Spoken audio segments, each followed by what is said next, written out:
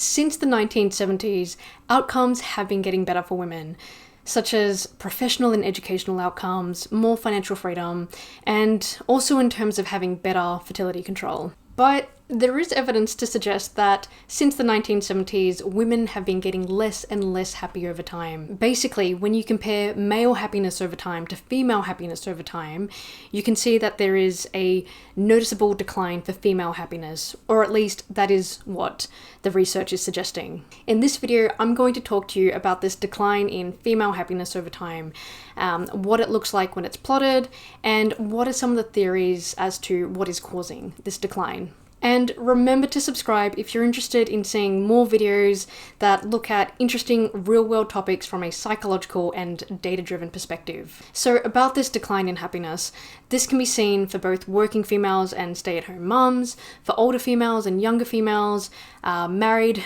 females, divorced females, and also across various levels of educational achievement. And what's even more unsettling is that the data is pretty much global. It's based on the US and 12 different European countries.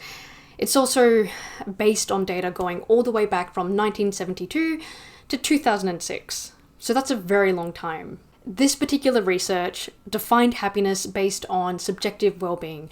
How was subjective well-being measured? Basically, taken all together, how would you say you feel these days? Would you say you're very happy, pretty happy, or not too happy? This is what the data looks like when it's plotted. You can see that for 1970, women were more likely than men to report feeling very happy. You can see as well that women were less likely than men to report being not too happy, but it's worth keeping in mind that this is a pretty small gap. Now, if you were to draw a line through these lines, basically to get an overall sense of whether happiness has gone up or down for females and males over time, for females, you would find that this line certainly does go down. For men, it does go down, but otherwise, it's only a slight decrease. It hasn't really changed that much over time. When looking at the not too happy category, you can see that for women, it hasn't really changed much over time.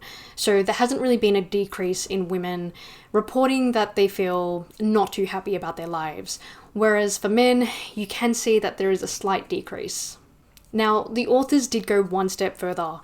They did a regression analysis, which is basically a fancy way of saying that they wanted to come up with an equation for predicting happiness based on sex and year. And what they found from this analysis was that for women, their happiness declined absolutely and relatively when compared to men, which basically is them saying, yes, there is a very notable decline for female happiness over time. And this is a kind of decline that wasn't seen for men. So what are the reasons behind this decline? Well, one of the theories put forward by the researchers was basically that maybe for us women, we just have much more complicated lives now. So maybe for a lot of women, they feel a lot more pressure these days to succeed professionally, to have kids, to be attractive, and to somehow maintain a house that is still tidy and organized. And interestingly, there is data to suggest that even when women are working full-time, they're still doing most of the housework. But to be honest, my interpretation of the data is that it's probably not the best way to measure happiness over time. So, as I mentioned, only one item or question was used to measure happiness. And on top of that, the respondents only had 3 options to choose from: very happy, pretty happy, and not too happy. If you think about it, subjective well-being, life satisfaction, happiness, however you want to call it, this is something that is so much more complicated than that. Think of it this way. Imagine you have finally gotten your dream job, and in the first month, you have found that it is a lot of stress, a lot of pressure, probably more stress and pressure than what you were thinking. But overall, you still find that your job is meaningful and rewarding. So if you were to be asked if you feel happy or satisfied with your life at that point in time, what would you say? The other thing worth mentioning is that I'm not entirely convinced that it is a decline in female happiness over time, purely based on this data. To me, it more so says that there are more women going from the very happy category to the pretty happy category.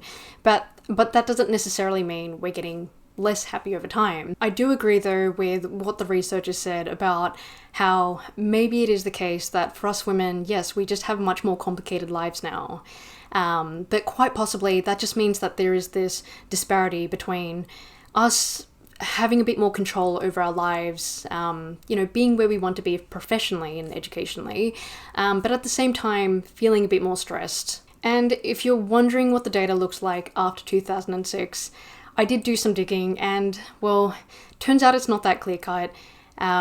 Basically because COVID came along and then, as the data shows, for both males and females, happiness just plummeted. But that's obviously another story for another time.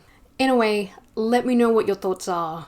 If it is the case that female happiness has been going down over time, do you think that this makes sense? What are your thoughts on what might be causing this? Let me know in the comments section below. Thanks for watching.